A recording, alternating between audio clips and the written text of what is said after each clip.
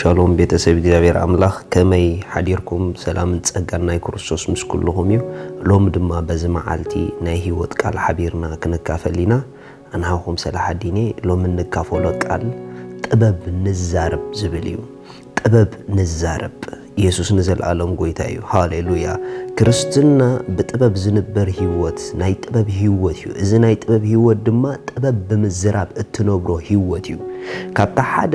ብጥበብ ክንመላለስ እንተደኣ ኮይና ነገራትና ብጥበብ ሃንደል ክንገብሮም ንደል እንተደኣ ኮይና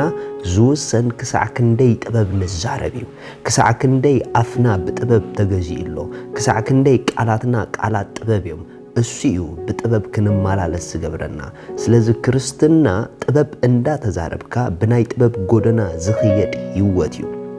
ኢየሱስ ንዘለዓለም ጎይታ እዩ ሃሌሉያ መጽሐፍ ቅዱስ ኣብ ቀዳማይ ቆሮንጦስ ከምዚ ይብል ምዕራፍ 2:6-7 እምበኣርሲ ኣብ ማእከል እቶም እኹላት ጥበብ ንዛረብ ኢና ኣብ ማእከል እቶም እኹላት ጥበብ ንዛረብ ኢና እቲ ኣምላኽ ቅድሚ ዘመናት ንኽብረትና ዘዳለዎ እቲ ናይ ኣምላኽ ሕቡእ ምስጢር ጥበብ ኢና እንዛረብ ዘሎና እምበር ጥበብ እዛ ዓለም እዚኣ ወይስ ናይቶም ዝሓልፉ ገዛእት እዛ ዓለም እዚኣ ኣይንዛረብን ኢና ኢሉ ዝገርም ነገር እዩ ሐዋርያ ጳውሎስ ሓደ ነገር ኢሉ ኣብ ማእከልቶም እኹላት ኣብ ማእከልቶም ናይዛ ዓለም እዚኣ ፈላጣት ኢና ዝብሉ ቡፅሓት ኢና ዝብሉ ጥበበኛታት ኢና ዝብሉ ኣብ ማእከሎም እሶም ክቆፃፀርዎን ክፈልጥዎን ዘይክእሉ ልዕልናቶም ዝሓለፈ ጥበብ ንሕና ንዛረብ ኢና ኢሉ ንሕና እንዛረቦ ጥበብ እቲ እሶም ብጥበቦም ዝበፅሕዎ ጥበብ ኣይኮነን ኢሉ ንሕና እንዛረቦ ጥበብ እቲ ምስጢር ኣምላኽ ዝኾነ ጥበብ ንዑ ኢና ንዛረቦ ኢሉ ናይ እግዚአብሔር ምስጢር ኮይኑ ኣብ ሓድሽ ኪዳን እንተገለጸልና ድማ ክርስቶስ ባዕሉ እዩ ስለዚ ሐዋርያ ጳውሎስ ቃላት ኣፉ ብክርስቶስ ዝተቃነየ ቃል ነይሩ ንክርስቶስ ጥራሕ ይዛረብ ነይሩ ብክርስቶስ ጥራሕ ይዛረብ ነይሩ ኣብ ክርስቶስ ኮይኑ ጥራሕ ይዛረብ ነይሩ ማለት እዩ ስለዚ ሐዋርያ ጳውሎስ ኣብ ኩሎም ጎደናታቱ እግዚአብሔር ንዝሃቦ ነገር ብጥበብ ኣምላኽ ክፍጽሞ ዓቕምን ሓይልን ዝረኸበ ኣሕዋት ቃላት ኣፍና መንገዲ ህይወትና ምዃኖም ኣይንረስዕ ስለዚ ካብ ክብሪ ናብ ክብሪ ክንሳገር ንደል እንተደኣ ኮይና ኩሎም ጎደናታትና ህይወትና ብጥበብ ዝተቃነየ ክንከውን ንደል እንድሕር ኮይና ኣብ ኩሉ ሁነታትናን ኣብ ኩሉ ግዜናን ከየቋረፅና ጥበብ ንምዝራብ ክንላመድ ኣለና ደጋጊምና ጥበብ ክንዛረብ ኣለና ካብ ኣፍና ዝወፁ ምላሽ ጥበብ ክኸውን ኣለዎ ንኹነታትና እንህቦ መልሲ ጥበብ ክኸውን ኣለዎ ሪኢኹም ንነገሮም ንኹነታቶም ንህይወቶም ንኣካሎም ንመጻኢኦም ብጥበብ ጥራሕ ዝምልሱ ሰባት እዞም ሰባት ኣብ ኩሉ ጎደኖኦም ክብሪ ከምፅኡ ግዴታ እዩ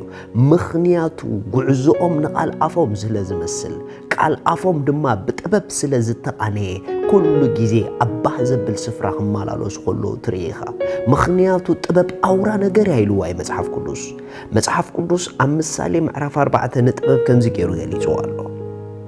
ምሳሌ ምዕራፍ 4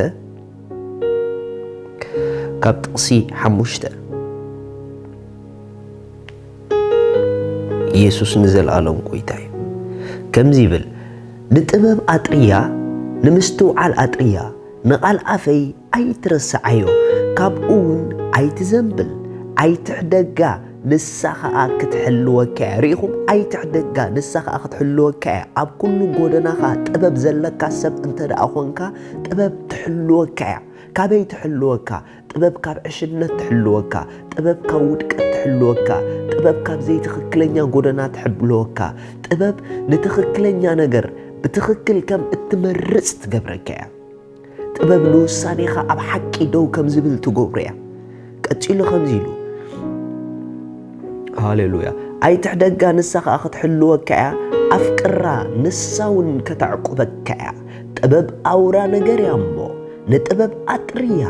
እወ ንኹሉ ጥሪትካ ንምስትውዓል ኣጥርያ ልዕል ኣብላ ንሳውን ክብ ከተብለካ እንተሓቆፍካያ ከተኽብረካ ኣብ ርእስኻ ዘውዲ ጸጋ ክደፍአልካ ዝጸበቐ ኣኽሊል ከዓ ክትበካ ኣሕዋት ጥበብ ከምዚ ትገብር እያ ጥበብ ልዕል ተብለካ ጥበብ ተኽብረካ ጥበብ ተጸበቐካ ጥበብ ንነገርካ ብግቡእ ክትፍጽም ትገብረካ ነገር ግን ኣብ ህይወትና ጥበቡ ክበዝሕ ኣብ ህይወትና ብጥበቡ ክንጎይ ንደልን ድሕር ኮይና እቲ ምስጢር ኣብ ጥበብ ምዝራብ ይዘሎ ጥበብ ምዝራብ እንታይ ማለት እዩ ጥበብ ምዝራብ ማለት ናይ እግዚአብሔር ጥበብ ናይ እግዚአብሔር ቃል እዩ እግዚአብሔር ጥበቡ ቃል እዩ እቲ ካብ ኣፉ ዝወፅእ ቃል እሱ ጥበብ ኣምላኽ እዩ ስለዚ ጥበብ ተዛረብ ማለት ኩሉ ግዜ ኣምላኽ ዝብሎ ምባል ተላመድ ኩሉ ግዜ ቃል እግዚአብሔር ንህይወትካ ምትንባይ ተላመድ ኩሉ ግዜ ተስፋታት ኣምላኽ ንህይወትክ ምእዋሽ ተላመዲ ነገር ባዶ ኮይኑ ክትርእዮ ከለኺ ኣክንዳ ኣፍኪ ንኹነታትክ ነገረይ ባዶ ይኾውናሎ ትብሊ እግዚአብሔር ጓሳየዩ ዝጎድለኒ የብለይን ኣብ ልሙዕ ሸኻዮ ዕለን ክትብሉ ከለኺ ጥበብ ክትዛረብ ዘለኺ ስለዚ ጥበብክ ድማ ነቲ ባዶነት ኩነታትኪ ናብ ሰናይ ነገር ከምጾ ይጅምር ዋይ ተተባሃለ ጥበብ ዝዛረብ ንነገራቱ ከድሕኖም ይኽእል ኩነታት ክላዓለኩ ከሎ ነገራት ክላዓለኩ ከሎ ኣክንዲ ጠፋእኩ ኣክንዲ ነገረይ ከም ዝኾውናሎ ኣክንዲ መከራ በዚሕን ምባል ኣነ ካብ ኣምላኸ ካብቲ ዓለም ዘሎ ኣባይ ዘሎ ይበልጥ ስለዚ ኣነ ሲዕረዮም እየ ክትብሉ ከለኺ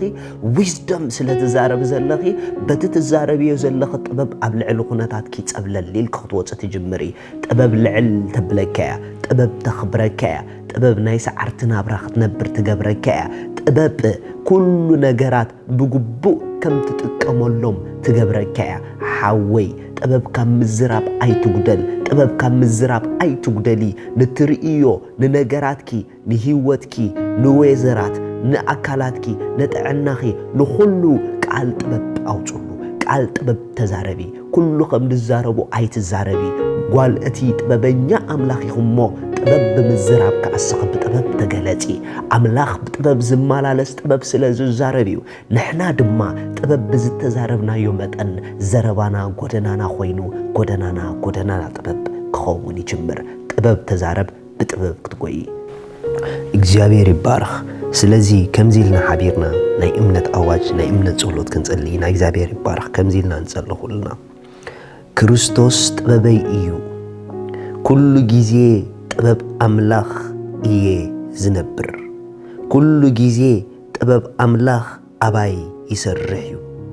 ኩሎም ጎደናታት ህይወተይ ናይ ጥበብ ጎደና እዮም ብጥበብ ዝሰርሕ ብጥበብ ዝጎይ ብጥበብ ዝነብር ክርስቶስ ናይ ህይወተይ ጥበብ እዩ ክርስቶስ ንሱ ጥበበይ እዩ In Jesus' name, amen.